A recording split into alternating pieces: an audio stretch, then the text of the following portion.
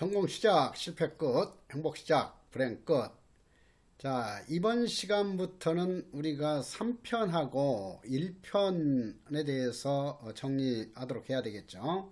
그래서 지난 시간에도 말씀드렸듯이 1편하고 3편 이것은 핵심적인 내용 위주로만 이렇게 공부한다고 하더라도 거기에서 벗어나는 문제는 출제될 가능성이 거의 없어요. 그리고 특히 지금부터 공부하는 내용은 OX 핵심 체크를 특히 중심으로 해가지고 공부해 나가는 것이 가장 효과적이에요. 자, 그러면은 오늘 제 3편 보시도록 하자고요. 309페이지죠. 3편 범죄에 관한 대책에 관한 이론인데 제 1장이 범죄에 대한 예방대책이고 2장이 형사사법정책론, 그리고 3장은 우리가 자세하게 공부했고 출제 비중이 가장 높은 소년사법정책론이죠. 그리고 제4장 형벌론, 제5장 보안처분론으로 구성되어 있다. 그래서 먼저 오늘은 제1장하고 2장부터 하도록 할게요. 자, 그러면은 페이지가 311페이지죠. 311페이지 보시면요. 거기 범죄 대책으로서 여러 방법들 했는데, 범죄 대책 하게 되면 크게 재범 방지 대책하고 예방 대책이 있다. 그런데 오늘날은 범죄 방지 대책 중에서 사전 예방 대책이 가장 바람직하다고 보고 있기 때문에 사전 예방 대책, 즉 예방론에 대해서 중시되고 있다. 따라서 시험 출제도 예방론에 대한 그 출제 비중이 점점 높아져 가고 있어요. 자, 그런 측면에서 이전에는 형사정책 시험에서 출제되지 않았던 브랭티엠과 파우스트의 범죄 방지 모델도 새롭게 출제될 가능성이 매우 높아졌죠. 자, 이 부분은 별표 3개 하시죠. 브랭티엠과 파우스트의 범죄 방지 모델, 보통 이제 브랭티엠의 범죄 방지 모델 이렇게만 이해해도 돼요. 이것은 이제 질병 예방에 보건 의료 모형을 응용해 가지고 범죄하게 도입한 거예요. 자, 그렇다면은 브랭티엠의 범죄 방지 모델에서 먼저 알아둘 것은 범죄 예방을 1차적, 2차적, 3차적 예방으로 구분한 것이지 4차적 예방은 해당되지 않는다 하는 것을 알아두고, 그리고 시험에서 출제될 것은 1차적 예방, 2차적 예방, 3차적 예방을 구분하는 문제가 출제가 돼요. 그래서 먼저 1차적 예방 하게 되면은 일반인이 그 대상이 된다 하는 거예요. 1차적 예방, 그러니까 근본적으로 우리 사회에서 범죄가 예방될 수 있도록 여러 가지 조치를 취하는 것, 이것이 1차적 예방이다.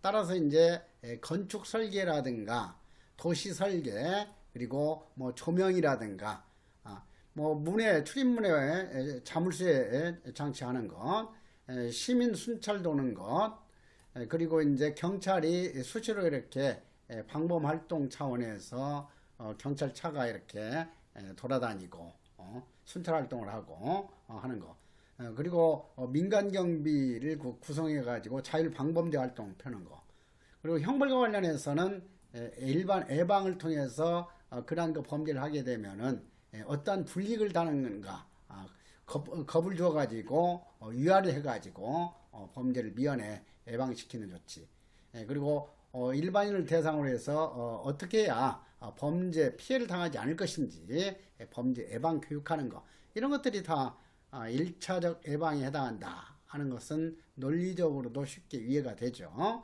그 다음에 2차적 예방은 범죄 예측을 해가지고 범죄를 범할 위험성이 높은 잠재적 범죄자나 우범자를 집중적으로 대상으로 삼는 거예요. 그래서 잠재적 범죄자를 조기에 판별해가지고 범죄 위험성이 높은 우범자들을 대상으로 해서 집중적으로 예방 조치하는 것을 뜻한다. 그래서 일반적인 그런 방범 활동에 비해서 지역사회 경찰 활동, 지역사회 경찰 활동은 이제 경찰들이 주민들과 밀접하게 접촉하면서 어떤 사람이 조두순이 같은 사람이 이제 어느 집에서 거주하고 있고 그 사람의 활동은 주로 어떤 범위에서 이루어지는가 이런 것을 정보를 입수해 가지고 뭐 조두순임 같은 그런 사람들을 집중적으로 이렇게 감시하고 이렇게 하는 것들이 지역사회 경찰 활동이죠. 그리고 범죄가 발생될 어떤 그런 그 문제성이 있는 그 지역사회의 문제점들 이런 것들을 주민들과 협조해서 이제 미리 해결하고 이런 활동이 주로 지역사회 경찰 활동이요. 그러니까 범죄가 발생한 이후에 수사에 전념하는 것보다도 사전에 범죄가 발생하지 않도록 주민들과 경찰이 협동해서 여러 가지 조치를 하는 활동. 이것이 지역사회 경찰 활동이다. 이런 정도로 가볍게 이해해 두시면 되겠어요. 그리고 범죄가 발생할 만한 그런 그 지역이라든가 그런 상황적인 조건을 사전에 파악을 해가지고 그것에 대해서 집중적으로 예방 조치가 하는 것 이런 것들이 2차적 예방이다.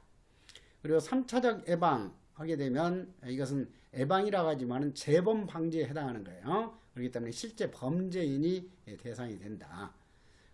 3차적 예방은 특별 억제 내지 특별 예방을 위한 그런 거 구금이 중심이 된다 하는 거예요. 그리고 3차적 예방은 1차적, 2차적 예방은 주로 민간인들에 의해서 이루어지는 거지만은 3차적 예방은 형사사법체계를 통해서 이루어지기 때문에 경찰이나 검찰, 교도관이나 여러분들과 같은 범죄 예방 정책국에서 근무하시는 분들이 3차적 예방과 밀접한 관련이 있다. 그래서 형사사법기관에 의해서 주로 행해지는 것은 몇 차적 예방이다?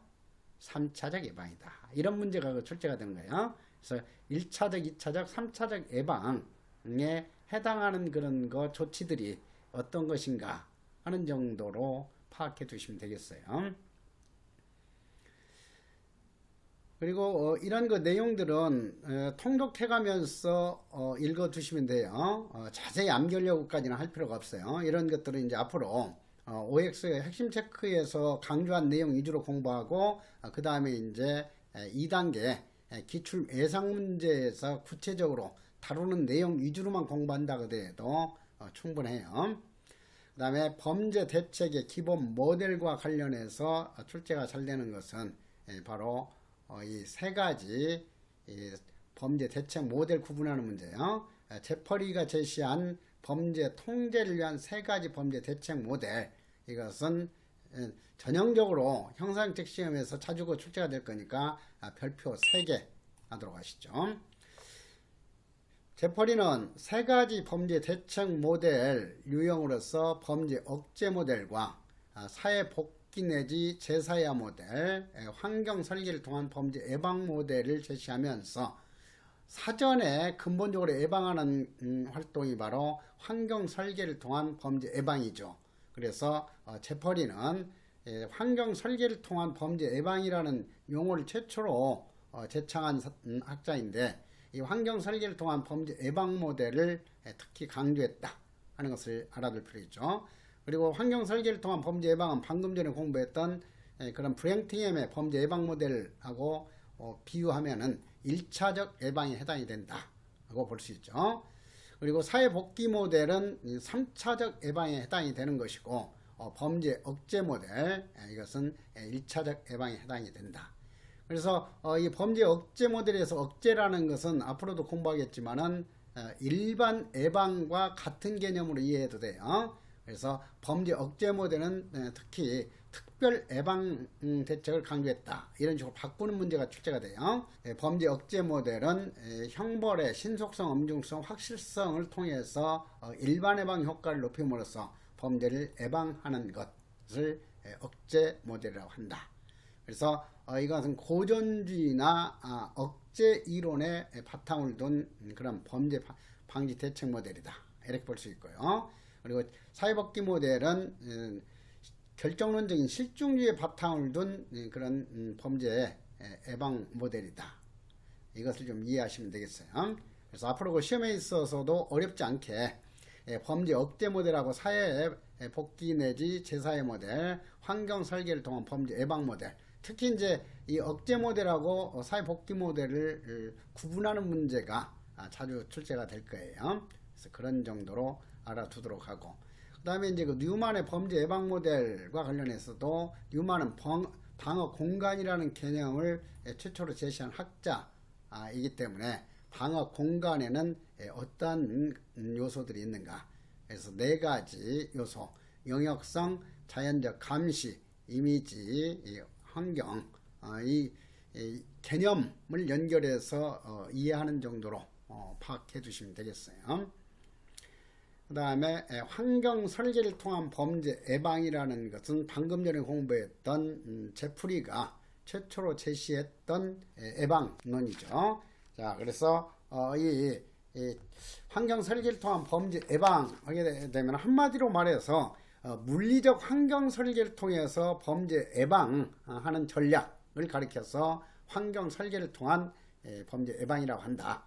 그래서 환경 설계를 통한 범죄 예방을 보통 CPTED, 셉테드라고 부르죠. 그래서 이 셉테드는 건축 환경이나 도시 설계 단계에서부터 범죄 예방을 도모하려는 시도, 이것을 셉테드라고 한다 하는 것.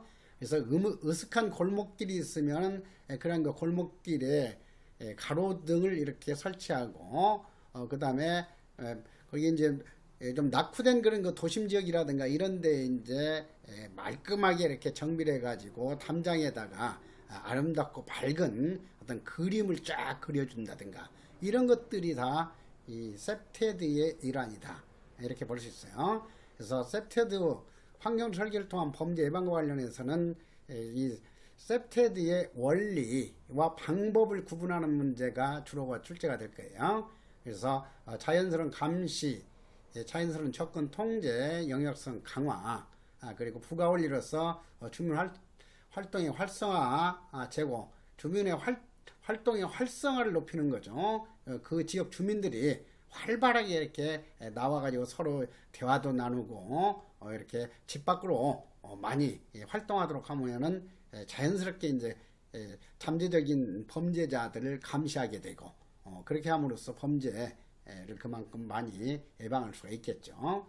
그 다음에 이제 거리를 깨끗이 청소하고 그리고 건축물이라든가 이런 것들도 이제 재기능을 할 수 있도록 잘 정비하고, 그래서 깨진 유리창 이론에서 공부했듯이 그런 거 물리적 무질서 이런 것들을 정비시키는 거, 이것이 건전한 유지와 세심한 관리다. 따라서 이 부분은 이제 이 원리와 관련해서 셉테드의 원리와 그 원리를 실천하기 위한 그런 방법을 구분하는 문제가 자주 출제가 될 거예요. 그래서 셉테드의 원리 먼저 다시 한번 자연스러운 감시. 자연스러운 감시 오면은 자연스러운 감시라는 것은 뭐냐면 그 지역 주민들이 그냥 자연스럽게 어떤 그 범죄 위험성이 있는 그런 그 사람이 나타나거나 하게 되면은 이렇게 바라보면서 자연스럽게 감시가 이루어질 수 있도록 해주기 위한 여러 가지 조치를 말하는 거죠. 자연스러운 감시. 그러니까 감시의 사각지대를 줄이고자 하는 거, 이것이 자연스러운 감시다. 이렇게 기본적으로 이해할 수가 있어요. 그 다음에 자연스러운 접근 통제하게 되면은 범행 의도를 가진 사람들이 함부로 드나들지 못하도록 하기 위해서 어떤 그 출입구라든가 이런 것을 일정한 출입구로 이렇게 집중시키고, 자연스러운 접근에 있어서 어떤 그 출입문 이런 데다가 비밀 번호를 누르도록 한다든가, 그 다음에 이제 자연스럽게 어디 집 방문할 때 전자장치에서 얼굴이 나타나게 해가지고 아는 사람이거나 뭐 위험성이 없는 사람이면 문을 열어주고, 이런 것들이 다 자연스러운 접근 통제가 했죠. 그 다음에 이제 영역성 강화. 영역성 강화는 이제 누구나 드나들 수 있는 사적인 그런 장소하고, 그 다음에 그 지역 주민들이나 그 소유주만 출입할 수 있는 그런 공간, 이런 것을 펜스를 쳐가지고 이렇게 구분해 준다든가, 아니면 색깔로서 이렇게 구분해 주는 거, 이런 것들이 영역성 강화라고 할 수가 있어요.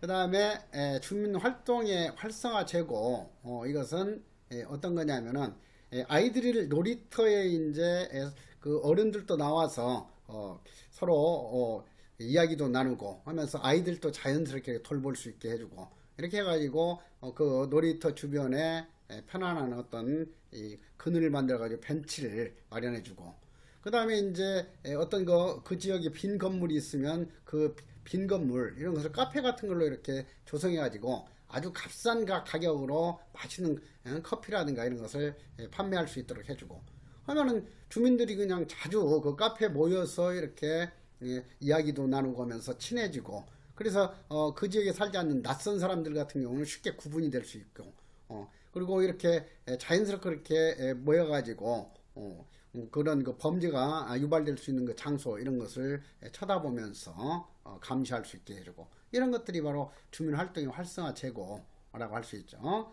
그리고 이제 건전한 유지와 세심한 관리, 아까도 말했듯이 이제 거리 청소를 깨끗이 하고 건물도 잘 정비하고 이렇게 해서 범행 의도를 가진 사람들이 그 지역에 들어와서 함부로 범행을 시도하지 못하도록 해주는 것, 이런 것들이 이 건전한 유지와 세심한 관리에 해당이 된다. 그래서 뭐 유지 관리라고 그냥 간단히 출제할 수도 있고 그래요.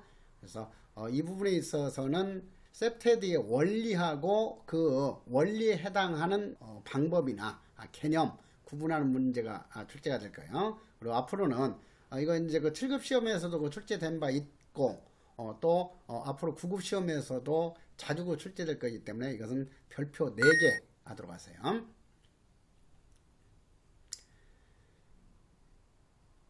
그 다음에 상황적 범죄 예방 같은 경우는 상황적 범죄 예방이 어떤 개념인가 하는 것을 먼저 이해할 필요가 있죠. 그래서 상황적 범죄 예방은 범죄에 대한 그 위험, 그러니까 이것은 위험이라는 것은 뭐예요? 검거의 위험이죠. 그리고 범행을 실행하는 데 있어서 어려움을 높여주는 거. 이렇게 하게 되면은 범죄를 범하려고 하는 사람이 범죄에 투입해야 할 비용은 커지게 되죠. 그리고 또 검거 위험성이 높고 하게 되면은 검거돼 가지고 치료할 그 비용이 크다는 것이죠. 그래서 범죄를 범하려고 하는 사람의 상당수는 내가 범죄를 범했을 때 얻어지는 이익, 기대되는 이익하고 치료할 그 비용, 손해, 이것을 계산해 가지고 범행을 하더라도 이익이 크다고 생각할 때 범행을 선택하게 될 것이다 하는 걸 전제로 하는 거예요. 그래서 상황적 범죄 예방은 당연히 합리적이고 자유의지적인 인간상을 전제로 해서 제시되는 그런 이론이다. 이렇게 먼저 좀 이해를 할 필요가 있죠. 그리고 연계된 이론으로 이렇게 볼 수 있는 것이 나중에 공부하게 될 일상활동 이론이에요. 그래서 일상활동 이론에 있어서는 뒤에서도 다시 한번 설명이 되겠지만 피해자학 이론에서 설명이 될 거예요. 그렇지만은 이것은 앞으로도 출제 가능성이 매우 높은 내용이기 때문에 여기에다가도 별표 3개 해가지고 일상활동 이론에 의할 때 범죄 발생의 3대 요소에 해당하는 것이 무엇이냐 하는 것은 확실히 기억을 해놓도록 하세요. 많고 많은 사람들 중에서 범죄를 범하려고 하는 의도를 지닌 사람이 있겠죠. 그래서 그러한 범행 의도를 지닌 사람이 존재해야 범죄가 발생할 수 있다. 이것이 동기화된 범죄인이에요. 다른 말로 말하면 잠재적 범죄인이라고 할 수 있겠죠. 그래서 동기화된 범죄인이 존재해야 되고, 그 다음에 이제 그 적절한 목표물이 있어야죠. 그래서 이제 재산을 범죄를 통해서 이렇게 얻으려고 하는 그런 사람이 있을 때 적절한 목표물 하게 되면은 부피는 적으면서 가격은 높고 작물 처리가 아주 쉬운 그런 물건이 존재한다든가 이랬을 때 이제 적절한 목표물이 있다고 할 수 있는 거죠. 그래서 매력적인 대상이라고도 이렇게 부르기도 해요. 같은 말이야. 적절한 목표물. 그리고 이런 적절한 목표물이 있다 하더라도 보호가 이루어지고 있고 감시가 잘 이루어지고 있으면 범행 시도하자마자 곧바로 신고되거나 해가지고 검거될 위험성이 있기 때문에 범행을 하려고 하지 않겠죠. 그렇기 때문에 보호자의 부재라는 것은 없는 것을 말하죠. 그래서 보호자가 없거나 감시가 이루어지지 않는 상황이 갖춰졌을 때 범죄가 발생될 수 있다 하는 거예요. 그래서 일상활동 이론에 의할 때 범죄 발생의 3대 요소가 무엇인지는 확실히 알아둘 필요가 있어요. 그러니까 이 세 가지가 우연히 이제 어느 장소에서 똑같은 시간에 다 갖춰졌을 때 범죄가 발생이 된다 하는 설명이에요. 그래서 그 점은 확실히 기억해 놓도록 하고요. 그 다음에 그 4번에서 상황적 범죄 예방 모델을 자세히 설명을 했죠. 그래서 이 상황적 범죄 예방 모델에 따르면 범죄자는 범행 과정에서 합리적으로 판단해서 범죄 비용보다 범죄의 효용, 즉 범죄를 범했을 때 얻어지는 이익, 수익이 크다고 생각할 때 범죄를 행하게 된다고 전제한다. 따라서 환경 설계를 통해서 범죄 기회를 낮추고 검거 위험성을 높이고 하게 되면은 범죄가 예방될 수 있다는 주장이다 하는 거예요. 그래서 상황적 범죄 예방이 어떤 것인가 하는 정도로 이해하시고 좀 더 구체적으로 설명하면은 이 상황적 범죄 예방에 있어서는 범죄에 대한 검거 위험 커지고 그 다음에 이제 실행을 아주 어렵게 만들고 그러니까 뭐 금고 문을 따는데도 오랜 시간이 걸리도록 아주 그 잠금 장치를 잘 해놓고 그리고 아차하면 이제 그 경보음이 울리도록 해주고 막 이런 것들을 말하는 거죠. 그렇게 하게 되면은 이 보상이 그만큼 적어진다고 할 수 있죠. 그래서 또 다행히 성공적으로 물건을 훔쳤다고 하더라도 비밀 그 물건마다 어떤 그 비밀 표시를 해가지고 작물 처리하려고 하면 금방 발각이 되게끔 이렇게 해주고 이런 것들이 바로 상황적 범죄 예방 기법이죠. 그래서 클라크는 상황적 범죄 예방 기법으로 이제 인식된 노력의 증가, 인식된 위험의 증가, 기대된 보상 감소, 변명 제거에 해당하는 그런 그 조치들을 이렇게 분리해서 제시했어요. 그래서 이런 것들은 지금은 몇 번 이렇게 훑어보는 정도로 이해를 해주시면 되겠어요. 인식된 노력의 그 증가에 해당하는 그런 그 방법들이 어떤 것인가, 인식된 위험의 증가, 위험의 그 증가하게 되면 이제 뭐 공식적인 감시를 키운다든가, 자연적 감시를 강화한다든가. 그래서 이제 뭐 시험에 출제할 때는 뭐 인식적 노력의 증가에 해당하는 조치하고 인식된 위험의 증가에 해당하는 조치를 서로 뒤바꿔 가지고 이렇게 연결하는 문제로 출제한다든가 그런 정도까지는 출제될 수 있는데 당장 이 범죄 차단을 위한 클라크의 상황적 범죄 예방 기법 이것은 아직까지는 형사행책 시험에서는 출제된 바가 없기 때문에 앞으로 그 출제될 가능성은 있지만은 당장 내년 시험에 출제될 가능성은 그다지 높지는 않기 때문에 이것도 문제를 통해서 몇 문제 풀면서 대비를 하는 정도로 공부하면 되겠어요. 그래서 미리 예습 차원에서 이 상황적 범죄 예방 기법에는 어떠한 것들이 있는가 하는 것을 좀 이해해 주시면 되겠어요. 그래서 뭐 기대된 보상의 감소라는 것은 이 범죄에 그 성공했을 때도 얻어지는 이익이 적어지게 만드는 그런 그 조치들이죠. 아까 예를 들었듯이 그 재물 소유자 표시, 그래서 귀중품이라든가 이런 거요 훔쳐가지고 판매하려고 했을 때 그게 비밀 표시가 되어 있으면 그 사람 소유가 아니라는 거. 그래서 이제 그 작물 처리 왔을 때 이 귀중품인데 비밀 표시 같은 거 있을 텐데 이제 그 뭐 훔친 사람은 잘 모를 수도 있죠. 그래서 그 전문가 그 업에 종사하는 사람이 이거 귀중품인데요 비밀 표시가 몇 번이죠? 뭐 이렇게 해가지고 그 비밀 표시가 어디 은밀한 장소에 이렇게 표시되어 있으면은 그거 봤을 때 제대로 비밀 표시 제시하지 못하면은 기억하지 못하고 그러면 이거 작물일 가능성이 높구나 해가지고 슬며시 이제 이 경찰에 신고해 놓는다든가 이렇게 할 수도 있고 그러잖아요. 그래서 이렇게 재물에 대한 그 소유자 표시라는 건 소유자 표시가 비밀 표시예요. 이렇게 해놓으면은 기대된 보상이 크게 줄어들죠. 그러니까 쉽게 이런 것들이 많아지면은 쉽게 범행을 할 수 없는 거예요.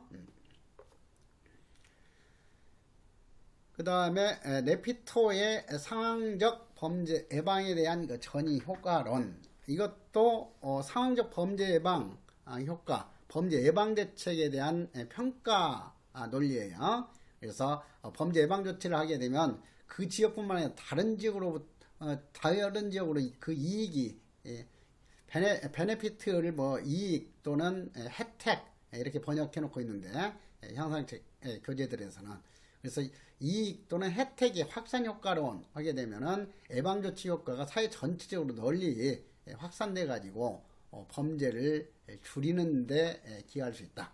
그런데 이제 이 전이 효과 하게 되면은 어느 범죄 발생 장소를 다른 지역으로 옮긴다든가 아니면은 어떤 방법을 바꾼다든가 해서 사회 전체적으로는 범죄 숫자가 줄어들지 않는다. 그러니까 사회 전체적으로 범죄라는 것은 그렇게 탄력적인 현상이 아니다.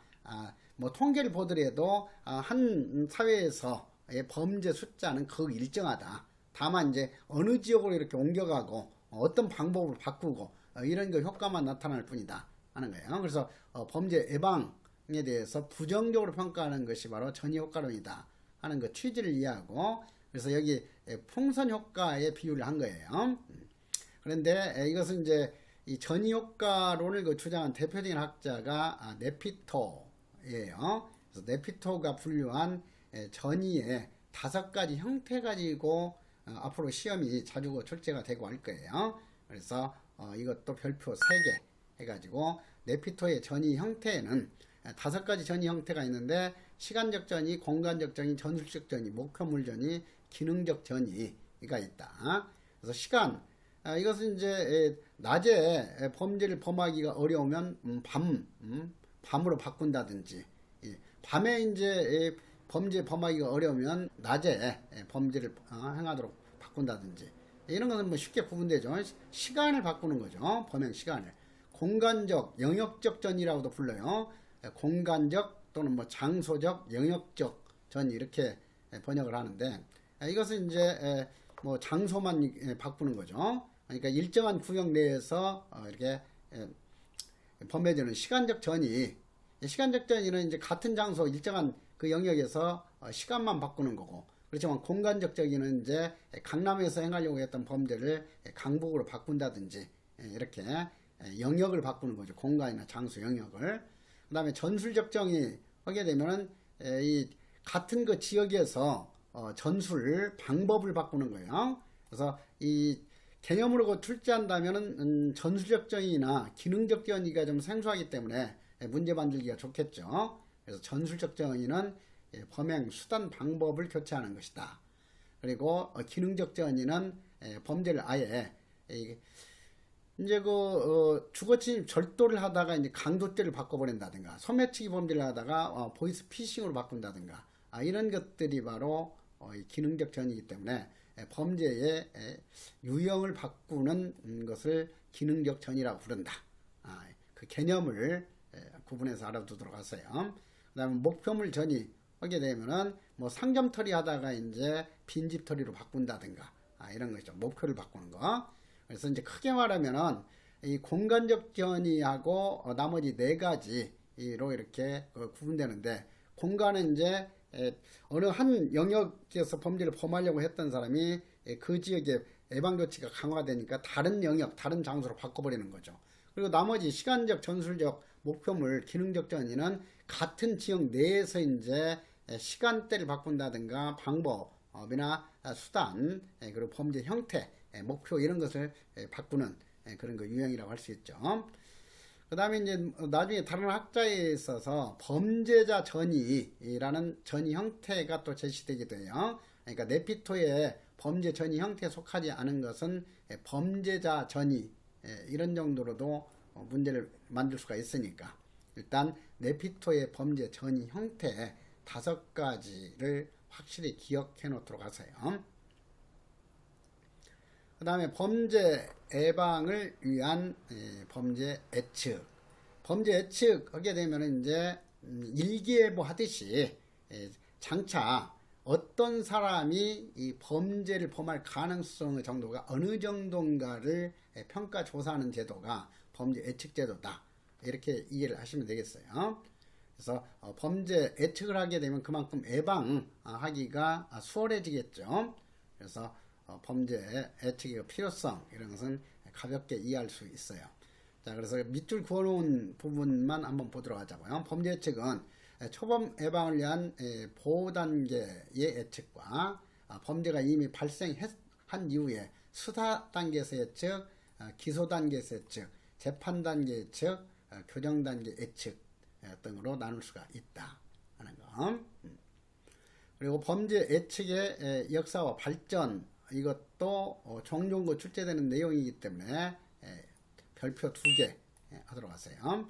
그래서 범죄 예측은 미국에서부터 발달하기 시작하는데 미국에서는 부정경제도를 19세기 말부터 이렇게 채택을 했어요. 그래서 부정경제도이기 때문에 형기가 딱 정해져 있지 않죠. 그러니까 재범 위험성이 없다고 판단되면 이제 석방시켜 주는 것이 부정경제도의 핵심이잖아요. 근데 재범 위험성이 있는지 없는지를 판단하려면 과학적인 어떤 예측 제도가 필요했어요. 그래서 석방시 예측에서부터 이제 예측 제도가 발전하기 시작했다. 그래서 원어라는 그런 사람이 범죄 예측하는 데 있어서 범죄를 유발시키는 그런 요인들을 이렇게 수량화 시켜가지고 숫자로 만들어가지고 예측표를 만들어서 가석방자를 이렇게 선발한다면 그만큼 재범률을 줄일 수 있을 것이다. 그래서 원어가 이 점수법에 의한 예측제도의 필요성을 제시했다 하는 것 정도로 기억하시면 돼요. 점수법에 의한 예측의 필요성을 최초로 제시한 사람이 원어다. 그래서 원어도 그 출제가 될 수 있어요. 그 다음에 실제로 이제 그것을 실행할 수 있도록 예측표를 만든 사람이 경험표, 예측에 도움이 될 수 있는 그런 도표, 이제 숫자로 이렇게 표시된 범죄 위헌 요인들을 쫙 이렇게 열거해 가지고 예를 들면 이제 조기에 학교에서 이렇게 자퇴나 퇴학한 그런 학생들이 범죄를 범하는 경우가 많더라. 아니면 어렸을 때부터 불량 가정에서 성장한 아이들이 범죄를 범할 가능성이 높더라. 그러면 불량 가정에서 자란 경험, 예측점 범죄 위험 점수 10점, 그 다음에 조기 퇴학, 범죄 예측 점수 8점 이런 식으로 해가지고 이제 범죄를 유발시키는 그런 요인들, 그런 자료를 모아가지고 점수로 수량화시키는 거예요. 그래서 어떤 예측 대상자에게 딱 적용해가지고 몇 점 이상은 범죄 위험성 매우 높음, 몇 점 이하는 범죄 위험성 매우 낮음, 이런 식으로 해서 예측할 수 있도록 경험표를 만든 사람이 누구다? 버제스다 하는 것을 기억하시면 돼요. 그 다음에 이제 근육 부분은 소년들 대상으로 해가지고 전문적으로 연구했던 학자예요. 그래서 근육 부분은 이 소년, 그러니까 우리가 소년법에서 공부했듯이 우범 소년들이 장차 범죄를 범할 위험성 정도가 어느 정도인가 해가지고 아직 범죄를 범하기 이전 단계에서 초범을 예측하는 것을 조기비행 예측이라고 하는데 조기비행 예측표를 만든 학자가 근육 부부다. 그래서 구체적으로 가중 실점 방식, 그러니까 어떤 요인은 범죄 위험성을 더욱더 가산점을 줘가지고 이렇게 점수를 삭제시키고 하는 거죠. 그래서 실점 방식이라는 것은 낮은 점수일수록 범죄 위험성이 높다고 이렇게 예측하는 그런 방식인데 가중 실점 방식이 무엇인가 이런 것까지 출제하진 않아요. 그러니까 근육 부분은 조기 비행 예측표를 가중 실점 방식에 의해서 만든 학자다 하는 것을 기억해 주시면 되겠어요. 그래서 근육 부부의 가중 실점 방식에 의한 조기 비행 예측, 이것은 확실하게 기억을 해 놓도록 하세요. 버제스의 경험표하고, 그리고 예측을 하려면 이제 심리검사가 필요하는데 오늘날 범죄 예측과 관련해서 심리검사를 가장 많이 활용하는 것이 미네소타 다면적 인성검사법이다 하는 것은 기억해 놓을 필요가 있어요. 미네소타 다면적 인성검사법, 이것을 고안한 학자까지 기억할 필요는 없어도 MMPI 방식이라고 불려지는 미네소타 다면적 인성검사법이 오늘날 가장 널리 활용되는 예측을 위한 심리검사법이다 하는 거. 이것도 일종의 질문지를 만들어 가지고 500개 질문지 해가지고 S, NO, OX 이렇게 표시하도록 해가지고 이제 어떤 범죄를 범할 위험성이 어느 정도인가 이렇게 판단하는 방법이에요. 그래서 오늘날 심리검사법으로도 가장 많이 활용되고 있죠. 이게 미네소타 다면적 인성검사법. 그래서 이것은 시험과 관련해서도 확실하게 기억을 해 놓도록 해라. 그래서 여러 가지 심리검사법 소개하고 있는데 이런 아이 레벨 검사 이런 것들은 구체적으로 정답 지문으로 출제할 가능성이 그렇게 높지가 않아요. 그래서 MMPI 방식을 확실히 기억하도록 하고요.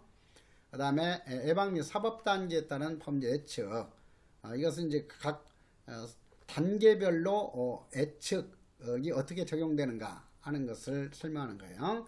예방 단계는 아직 범죄를 범하기 이전 단계죠. 그래서 범죄를 범하기 이전 단계라는 의미에서 일찍 조자를 써가지고 조기 예측하는 거예요. 범죄를 범하기 이전 단계에서 일찍이 예측하는 것, 이것이 예방 단계의 조기 예측이다. 아까 조기 예측법을 최초로 개발한 사람은 근육부부다.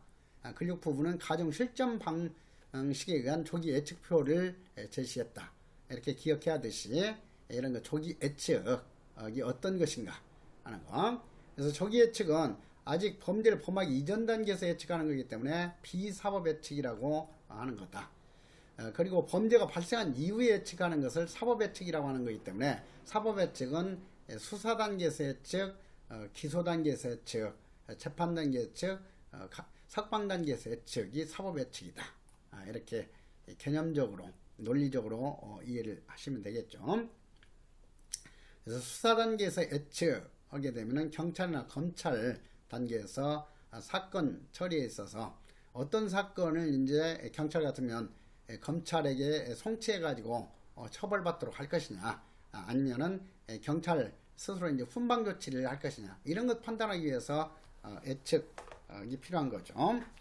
그래서 특히 수사 단계 예측은 잠시 후에 공부하게 될 다이버전, 전환제도 등을 활용하기 위해서 필요한 예측이다 하는 그 개념을 좀 이해하시면 되겠어요.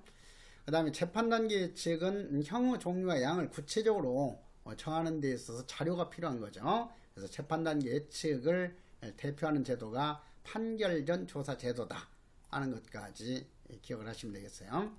그 다음에 교정 단계 예측은 방금 전에도 얘기했듯이 가석방 대상자를 선별하기 위한 그런 예측으로 가장 많이 활용되고 있죠. 그래서 미국에서 최초로 예측이 시작된 것은 이 교정 단계 예측부터 시작됐다. 그래서 가석방자나 소년원에서 임시 퇴원 시킬 것인지에 대해서 판단하기 위해서 하는 예측, 이것이 교정 단계 예측에 해당한다 하는 것. 그리고 예측 방법에 의한 분류는 특히 예측 중에서도 가장 출제 빈도가 높아요. 그래서 이것은 별표 4개 하도록 하시고요. 그래서 직관적 예측법은 여러분들이 앞으로 10년, 20년, 30년 보호관찰관이나 범죄 예방 정책국의 공무원이 돼가지고 그 직무 활동을 하다 보면 딱 어떤 사람 이렇게 대하기만 하더라도 저 사람은 앞으로 범죄를 범할 가능성이 매우 높은 사람인데, 이런 직관적으로 판단할 수 있고 하죠. 그래서 이것이 직관적 예측법이죠. 그래서 직관적 예측법은 객관적 기준이 없이 이루어지기 때문에 이제 판단자에 따라서 다른 결론이 나올 수 있어가지고 공정성, 객관성이 떨어진다 하는 그 특징을 좀 이해하시면 되겠어요. 직관적 예측법의 개념하고 그 다음에 그 장점과 단점, 그 다음에 이제 통계적 예측법이죠. 점수법. 그래서 통계적 예측법은 어떻게 예측하는 방법이냐 하게 되면은 범죄를 범할 수 있는 그런 요인들을 자료로 이렇게 수집을 해가지고 그 범죄를 유발시키는 그런 요인들에게 숫자로서 점수를 부여하는 거예요. 그래서 그 점수를 집계해가지고 예측하는 방법이기 때문에 통계적 예측법을 점수법이라고 부르기도 한다 하는 거. 그래서 이 점수법은 특히 다른 예측법보다 출제 가능성이 높아요. 통계적 예측법하고 이 임상적 예측법을 구분하는 문제가 주로 정답 지문으로 많이 출제가 돼요. 그래서 통계적 예측법, 점수법의 장단점, 이 방법은 이미 정해진 판정 척도에 따라서 범죄 가능성의 정도를 예측하기 때문에 딱 도표를 만들어 가지고 이제 그 도표를 그대로 적용시키는 거죠. 그 대상자. 그래서 전문적인 그 지식이나 오랜 경륜이 없어도 사용할 수 있고, 오랜 경륜이 있는 사람만이 할 수 있는 것이 직관적 예측법이었고, 그 다음에 전문적인 지식을 가진 사람만이 예측할 수 있는, 활용할 수 있는 방법이 이 임상적 예측법이에요. 그런데 이 통계적 예측법은 전문적인 지식이나 오랜 경륜이 없어도 사용할 수 있고, 예측을 누가 하느냐에 따라서 결과도 다르게 나타나지 않는다. 똑같은 결과가 나타나는 거죠. 그 도표를 그대로 적용해 가지고 점수에 따라서 판정하는 거니까. 그런데 점수법 내지 통계적 예측법 이것은 개별적인 그 특성 있는 범죄자에게는 정확한 예측 결과가 나타나지 않는다 하는 거예요. 똑같이 뭐 일찍이 학교에서 자퇴를 했다가 하더라도 서태지처럼 자기 좋아하는 어떤 그 음악에 집중하기 위해서 학교를 그만둔다든가 이런 경우도 있을 텐데 학교에 이렇게 그 일찍이 그만둔 경험이 있는 거 이것을 그냥 범죄 위험 점수 몇 점으로 해가지고 그대로 적용하면은 맞지가 않는 거죠. 그래서 이렇게 독특한 그런 그 특성을 가진 그런 그 사람들이 종종 있기 때문에 이런 독특한 특성 있는 사람에 대해서까지 예측하는 데는 한계가 있다. 그래서 개별 범죄자마다 고유한 특성이나 개인 편차를 예측 과정에 충분히 반영할 수 없다는 것이 점수법 내지 통계적 예측법의 단점이다. 통계적 예측법 내지 점수법의 장점은 객관성 있는 그런 예측 결과를 얻을 수가 있다. 그리고 전문가가 아니더라도 활용할 수 있으며 예측 비용도 적게 든다 하는 것이 장점이에요. 그리고 임상적 예측법 하게 되면은 임상 하면 임승 의학적 이런 의미를 담고 있잖아요. 임상의학적. 그러니까 심리학 전문가나 정신의학 전문가가 예측하는 제도예요. 그래서 이러한 예측은 독특한 어떤 그 특성 있는 그런 그 개성을 가진 사람에 대해서까지 보다 더 타당한 예측을 할 수가 있다 하는 거죠. 그것이 장점인데 이것은 전문가만이 활용할 수 있고 또 전문가를 동원해서 예측하려면 그만큼 비용이 많이 들고 아무리 그 전문가라 하더라도 어떤 그 대상자에 관한 그 자료를 평가하는 데 있어서 제각기 다른 어떤 그 결론을 내릴 수밖에 없어요. 그래서 예측 결과가 제각각이다. 따라서 객관성이 부족하다 하는 것이 그 단점이겠죠. 그래서 이러한 그 단점들을 보완하기 위해서 통합적 예측법으로 직관적 예측법과 통계적 예측 방법을 결합시킨 그런 방법도 활용된다 하는 거예요. 그런데 시험에서는 주로 이 점수법하고 임상적 예측법을 구분하는 문제가 가장 많이 출제될 것이다. 이렇게 예측을 하도록 하세요. 그러니까 지금 여러분들이 이제 예측 공부했으니까 여러분들한테 지금 단계에서 가장 필요한 예측은 뭐예요? 출제 예측이죠. 출제 비중 예측. 그리고 어떻게 출제를 할 것인가 그 함정 패턴을 예측하는 거예요. 그래서 그러한 출제 심리학이 지금은 가장 중요시 될 때다 하는 것을 내가 계속 강조해 왔잖아요. 그리고 뭐 예측의 문제점 이런 가볍게 보면서 범죄 예측의 평가 이렇게 돼 있죠. 그러니까 범죄 예측의 평가 정도는 가볍게 좀 알아둘 필요가 있겠어요. 기술적인 측면의 한계 이렇게 했는데 일기예보가 종종 틀리듯이 복잡한 사람을 대상으로 범죄 예측하는 것에는 기술적으로 정확하지 못한 한계가 있다 하는 의미예요. 그래서 잘못된 긍정하고 잘못된 부정의 문제가 기술적인 측면의 한계로서 좀 알아둘 내용이에요. 잘못된 긍정하게 되면 문자 그대로 잘못 긍정하는 거죠. 다시 말해서 범죄 위험성이 실제로는 없음에도 불구하고 범죄 위험성이 높다고 예측하는 거예요. 그래서 지나치게 엄격한 어떤 제재를 가하도록 하는 것, 이것이 잘못된 긍정이다. 따라서 잘못된 긍정을 하게 되면 대상자 개인에게 피해가 된다 하는 거예요. 그러니까 집행유예 해줘도 될 대상자를 실형 선고하도록 하고 가석방 해줘도 되는데 가석방을 해주지 않고 만기 석방시키고 이런 것들이 잘못된 긍정이라고 할 수 있죠. 그래서 현실적으로는 잘못된 긍정이 많이 나타날 수밖에 없어요. 왜냐하면 범죄를 범한 사람에 대해서는 부정적인 선입견이 개입될 수밖에 없고 또 실무 종사하다 보면은 잘못된 긍정한 것은 현실적으로는 자기에게 책임이 추궁이 되질 않아요. 그런데 이제 잘못된 부정을 해가지고 선고유예 해서는 안 될 범죄자에 대해서 선고유예를 해가지고 그 사람이 재범을 했다든가 집행유예 해줘가지고 집행유예 받아가지고 사회생 활동하면서 범죄를 범했다든가 하게 되면 집행유예 한 사람에 대해서 어떤 책임이 추궁이 될 수 있잖아요. 그렇기 때문에 이 잘못된 긍정이 많이 나타난다 하는 것은 상식적으로도 좀 이해할 수 있어요.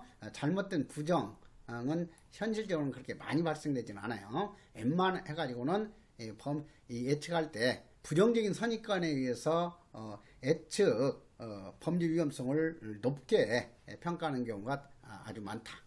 자, 그런 정도로 좀 이해하시면 돼요. 그래서 잘못된 부정의 그런 그 결과, 잘못된 긍정의 결과를 구분하는 문제 정도는 그 출제가 될 수 있겠죠. 그 다음에 이제 윤리적인 측면에서 한계는 단순히 이제 예측한다는 것은 위험성만 가지고 어떤 그 조치를 하는 거잖아요. 그렇기 때문에 아직 범죄 행위가 실현되지도 않았는데 그런 거 엄중한 그 제재를 가한다든가 하는 것은 행위 중심의 죄형 법정주의에 위배될 소지가 있다 하는 정도로 이해를 하시면 되겠어요. 그리고 나머지 사항들 이런 것들은 그렇게 심도 있게 공부할 필요는 없고 이해하는 정도로 해가지고 받으시면 되겠어요.